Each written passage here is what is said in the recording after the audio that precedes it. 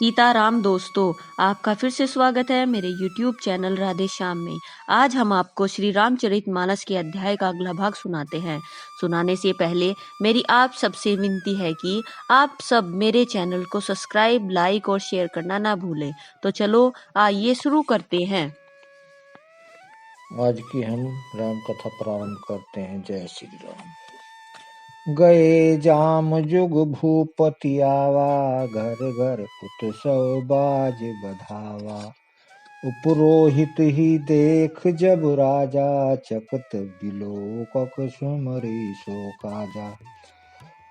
दोपहर बीत जाने पर राजा आया, घर घर उत्सव होने लगे और बधावा बजने लगा। जब राजा ने पुरोहित को देखा तब वह अपने उसी कार्य का स्मरण कर उसे आश्चर्य से देखने लगा। जुग समरपहि गए दिन तीनी, कपटी मुनि पद रह मति लीनी। समय जानि उपरोहित आवा, नरपहि मत सब कही समुझावा। राजा को 3 दिन युग के समान बीते। उसकी बुद्धि कपटी मुनि के चरणों में लगी रही। निर्मित समय जानकर पुरोहित बना हुआ राक्षस आया और राजा के साथ ही हुई गुप्त सलाह के अनुसार उसने अपने सब विचार उसे समझाकर कह दिए। नृप हरहु पहिचानि गुरु, ब्रह्म बस रहा न चेत। बरे तुरत सत सहस बर, विप्र कुटुंब समेत। संकेत के अनुसार गुरु को उस रूप में पहचान कर राजा प्रसन्न हुआ। ब्रह्म उसे चेत न रहा कि यह तापस मुनि है या काल केतु राक्षस। उसने तुरंत 1,00,000 उत्तम ब्राह्मणों को कुटुंब सहित निमंत्रण दे दिया। उपरोहित जे नवार बनाई, क्षरस चारि विधि जसी श्रुति गाई। माया मते ही कीनी रसोई, बिजन बहुत बहु गनि सकल न कोई। पुरोहित ने 6 रस और 4 प्रकार के भोजन, जैसा कि वेदों में वर्णन है, बनाए। उसने माया मई रसोई तैयार की और इतने व्यंजन बनाए जिन्हें कोई गिन नहीं सकता। विविध ग्रह कर आशीष राधा, ते ही बहु महु विप्र मासु खल साधा। भोजन कहु सब विप्र बुलाए, पद पार किसादर बैठाए। अनेक प्रकार के पशुओं का मांस पकाया और उसमें उस दुष्ट ने ब्राह्मणों का मांस मिला दिया। सब ब्राह्मणों को भोजन के लिए बुलाया और चरण धोकर आदर सहित बैठाया। परुषन जब ही लाग महिपाला, में आकाश बानित ही काला। विप्र वृंद उठी उठी ग्रह जाहु, हे बड़ी हानि अन्न जन खाऊ। जो ही राजा परोसने लगा उसी काल केतु रत आकाशवाणी हुई, ब्राह्मणों उठ उठ कर अपने घर जाओ, यह अन्न मत खाओ, इस खाने में बड़ी हानि है। भयउ रसोई बुसुर मासु, सब द्विज उठे मानि विश्वासु। भूप विकल मति मोह भुलाई, भावी बस न आव मुख बानी। रसोई में ब्राह्मणों का मांस बना है। आकाशवाणी का विश्वास मानकर सब ब्राह्मण उठ खड़े हुए। राजा व्याकुल हो गया, परंतु उसकी बुद्धि मोह में भूली हुई थी। होनहार वश उसके मुंह से एक बात भी न निकली। बोले विप्र सपो कपो सब कोप, तब नहीं कछु कीन विचार। जाय निशाचर हो नृप, मूढ़ सहित परिवार। तब ब्राह्मण क्रोध सहित होकर बोले, उन्होंने कुछ भी विचार नहीं किया। अरे मूर्ख राजा, तू जाकर परिवार सहित राक्षस हो। छत्र बंधु ते विप्र बुलाई, घाल लिए सहित समुदायी। ईश्वर राखा धर्म हमारा, जे हसीते समेत परिवारा। रे नीच क्षत्रिय, तूने जो परिवार सहित ब्राह्मणों को बुलाकर उन्हें नष्ट करना चाहा था, ईश्वर ने हमारे धर्म की रक्षा की, अब तू परिवार सहित नष्ट होगा। सनवत मध्य नाश तब हो, जलदाता न रही ही कुल को। नृप सुनि श्राप विकल अति त्रासा, भय बहुरी बर गिरा आकाशा। 1 वर्ष के भीतर तेरा नाश हो जाएगा, तेरे कुल में कोई पानी देने वाला तक न रहेगा। श्राप सुनकर राजा भय के मारे अत्यंत व्याकुल हो गया। फिर सुंदर आकाशवाणी हुई, विप्रभु श्राप विचारि न दीना, नहीं अपराध भूप कछु कीना। चकित विप्र सब सुनि नभ बानी, भूप गए जय भोजन खानी। हे ब्राह्मणों, तुमने विचार कर श्राप नहीं दिया, राजा ने कुछ भी अपराध नहीं किया। आकाशवाणी सुनकर सब ब्राह्मण चकित हो गए। तब राजा वहां गया जहाँ भोजन बना था। तैन असन नहीं विप्र सुवारा, फिरहु राव मन सोच अपारा। सब प्रसंग मही सुंदर सुंदर सुनाई, तरसित पर अवनि अकुलाई। देखा तो वहाँ ना भोजन था, ना रसोई, और ब्राह्मण ही थे। तब राजा मन में अपार चिंता करता हुआ लौटा। उसने ब्राह्मणों को सब वृतांत सुनाया और बड़ा ही भयभीत और व्याकुल होकर वह पृथ्वी पर गिर पड़ा। भूपति भाव मिटई नहीं, यद्यपि न दूषण तोर। किए अन्यथा होय नहीं, विप्र श्राप अति घोर। हे राजन, यद्यपि तुम्हारा दोष नहीं है तो भी होनहार नहीं मिटता। ब्राह्मणों का श्राप बहुत ही भयानक होता है, यह किसी तरह भी टाले नहीं टलता। अस कई सब मही देव सिधाए, समाचार पुरलोगन पाए। सोचहि दूषण देव ही देही, वीरंचत हंस काग किए देही। ऐसा कहकर सब ब्राह्मण चले गए। नगरवासियों ने जब यह समाचार पाया तो वे चिंता करने लगे और विधाता को दोष देने लगे, जिसने हंस बनाते बनाते कौवा कर दिया। ऐसे पुण्यात्मा राजा को देवता बनाना चाहिए था, सो राक्षस बना दिया।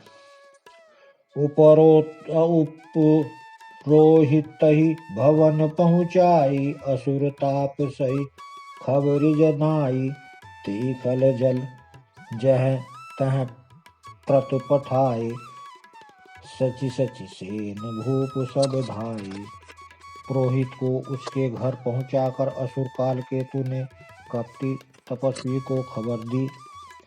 उस दुष्ट ने जहां तहां पत्र भेजे, जिससे सब बैरी राजा सेन सजा कर चढ़कर दौड़े।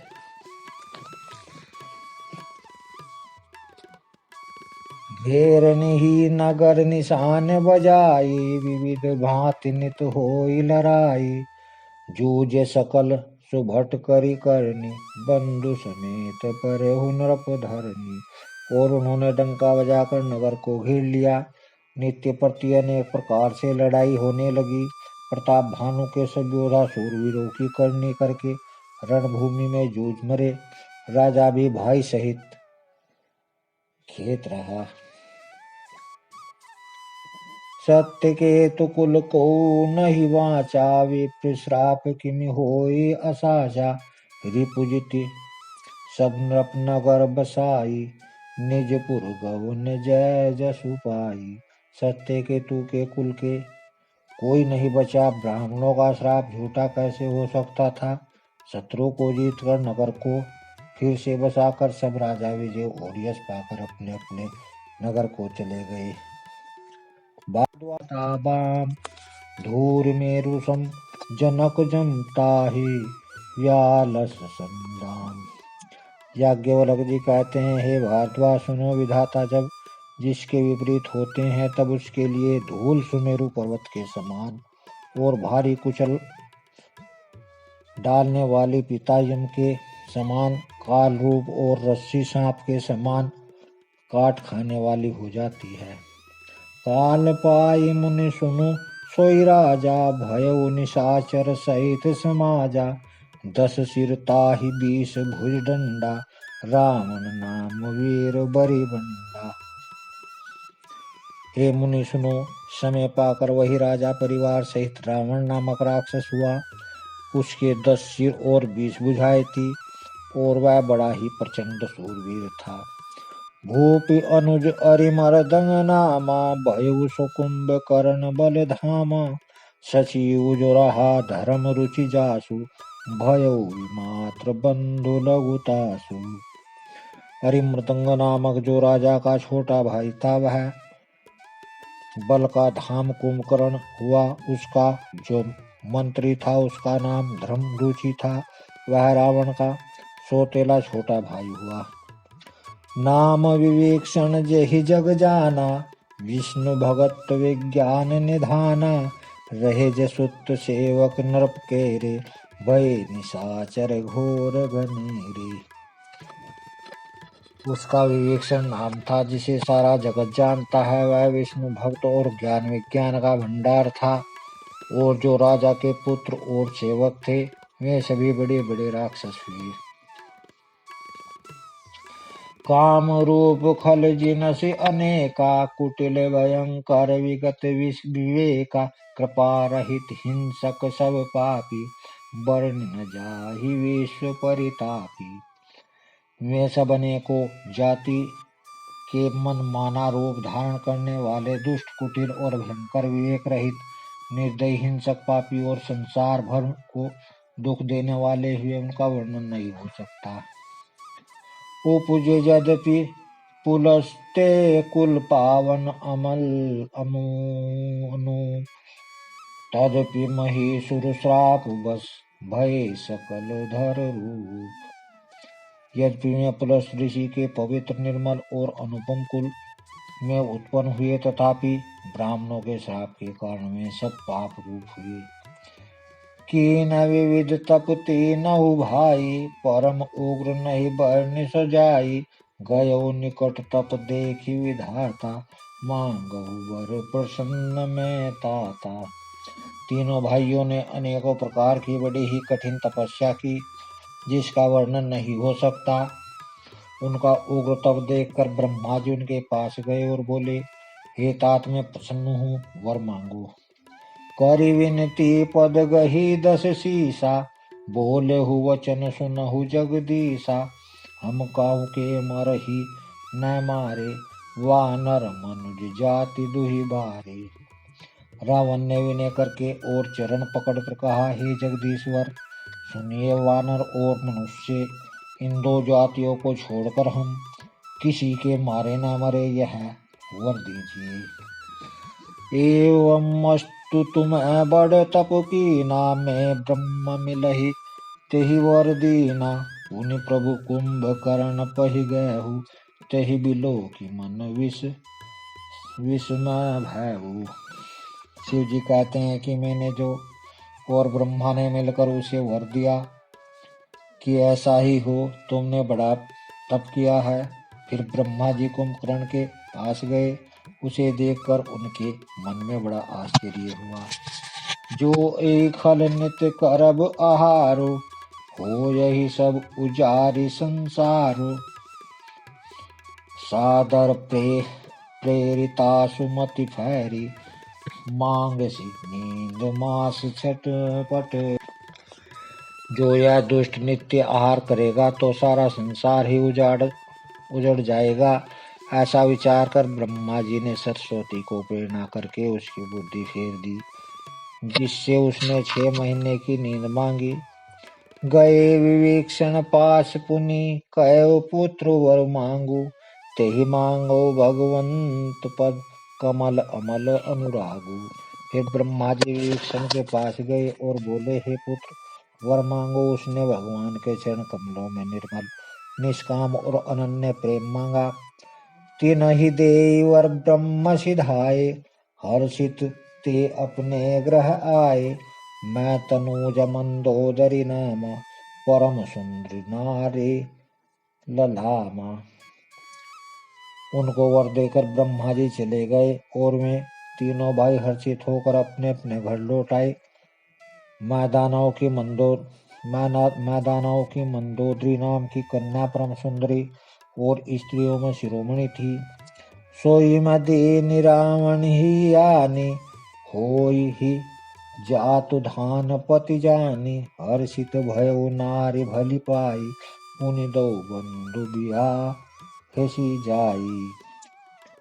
मैंने उसे लाकर रावण को दिया। उसने जान लिया कि यह राक्षसों का राजा होगा। अच्छी स्त्री पाकर रावण प्रसन्न हुआ और फिर उसने जाकर दोनों भाइयों का विवाह कर दिया। गिरि तिरकूट एक सिंधु मझारी, विधि निर्मित दुर्गम अति भारी। सोई मैदानो बहुरी संवारा, कनक रचित मणि भवनि अपारा। समुद्र के बीच में त्रिकुट नामक पर्वत पर ब्रह्मा का बनाया हुआ एक बड़ा भारी किला था। महान मायावी और निपुण कारीगर मैदानों ने उसको फिर से सजा दिया। उसमें मणियों से जड़े हुए सोने और अनगिनत महल थे। भोगावती जसी अहि कुल बासा, अमरावती जसी सक्र निवासा। तिनके अधिक रम्य अति बंका, जग विख्यात नाम तेहि लंका। जैसी नागकुल के रहने की पाताल लोक में भोगावतीपुरी है और इंद्र के रहने की स्वर्गलोक में अमरापुरी है, उनसे भी अधिक सुंदर और बांका वह दुर्ग था। जगत में उसका नाम लंका प्रसिद्ध हुआ। खाए सिंधु गंभीर अति, चारे हुदिसि फिरि आओ। कनक कोट मणि खलित दृढ़, वर्णि न जाय बनाओ। उसे चारों ओर से समुद्र की अत्यंत गहरी खाई घेरे हुए हैं। उस दुर्ग के मणियों से जड़ा हुआ सोने का मजबूत परकोटा है, जिसकी कारीगरी का वर्णन नहीं किया जा सकता। हरि प्रेरित जेहि कलप जोई, जातु धान पति होई। सुर प्रतापी अतुल, बल दल समेत बस सोई। भगवान की प्रेरणा से जिस कल्प में जो राक्षसों का राजा रावण होता है, वही सूर प्रतापी अतुल बलवान अपनी सेना सहित उस पुरी में बसता है। रहे तहां निशिचर भट मारे, ते सब सुन रह समर संहारे। जय अब जय रही शक्र के पेरे, रंछक कोटि जक्षपति केरे। पहले वहां बड़े बड़े योद्धा राक्षस रहते थे। देवताओं ने उन सबको युद्ध में मार डाला। अब इंद्र की प्रेरणा से वहां कुबेर के 1 करोड़ रक्षक यक्ष लोग रहते हैं। 10 मुख कतहु खबरी असी पाई, सेन साज गढ़ घर सी जाई। देखी विकट भट बड़ी कटकाई, अर्जक्ष जीव ले गए पराई। रावण को कहीं ऐसी खबर मिली, तब उसने सेना सजाकर किले को जा घेरा। उस बड़े विकट योद्धा और उसी की बड़ी सेना को देखकर यक्ष अपने प्राण लेकर भाग गए। फिर सब नगर दशासन देखा, गयउ सोच सुख भयहु विशेषा। सुंदर सहज अगम अनुमानी, के निज तहाँ रावण राजधानी। तब रावण ने घूम फिर कर सारा नगर देखा। उसकी स्थान संबंधी चिंता मिट गई और उसे बहुत ही सुख हुआ। उस पुरी को स्वाभाविक ही सुंदर और बाहर वालों के लिए दुर्गम अनुमान करके रावण ने वहां अपनी राजधानी कायम की। जेहि जस जोग वाटि ग्रह दीने, सुखी सकल रजनी चर कीने। एक बार कुबेर पर धावा, पुष्पक जान जीत ले आवा। योग्यता के अनुसार घरों को बांटकर रावण ने सब राक्षसों को सुखी किया। एक बार वह कुबेर पर चढ़ दौड़ा और उससे पुष्पक विमान को जीत कर ले आया। कौतुक कही कैलाश पुनि लीने, ऐसी जाय उठ आई। मनहु तोलि निज बाहुबल, चला बहुत सुख पाई। फिर उसने जाकर एक बार खिलवाड़ ही में कैलाश पर्वत को उठा लिया और मानो अपनी भुजाओं का बल तोलकर बहुत सुख पाकर वह वहां से चला आया। आज की राम कथा का चरित्र हम यही समाप्त करते हैं। जय श्री राम। अगर आपको मेरी वीडियो अच्छी लगी तो बेल आइकन दबाना ना भूलें ताकि आपको मेरे आने वाली वीडियोस का नोटिफिकेशन मिलता रहे। धन्यवाद। जय श्री राम।